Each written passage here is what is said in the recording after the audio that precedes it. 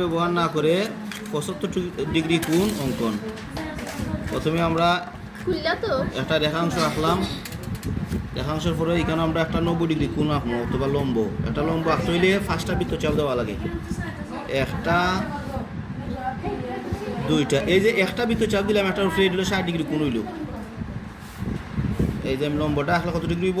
90 degree কোণ হইব।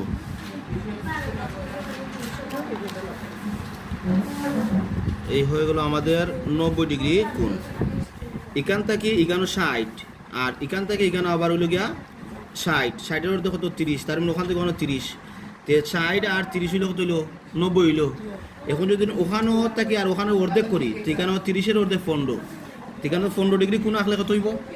15 degree আর 60 degree 75 degree. তার মানে আমরা ওখানে সমদ্বিখণ্ডিত করতাম এই জায়গাটা। এটা সমান করিয়া ওইদিকে দিব একটা, আর এখান থেকে সমান করিয়া ওই দিলাম একটা। এদিকে গেলে এখন আমরা হইল 30-এর অর্ধেক 15 ডিগ্রি, 15।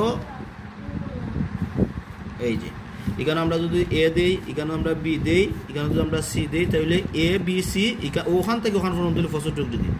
ওখান থেকে ওখানে 60 আর ওখান থেকে 15 আর 60 হইল গিয়া 75 ডিগ্রি। এত 75 ডিগ্রি চাঁদা ব্যবহার না করে 75 ডিগ্রি কোণ উৎপন্ন হয়ে গেছে। ধন্যবাদ।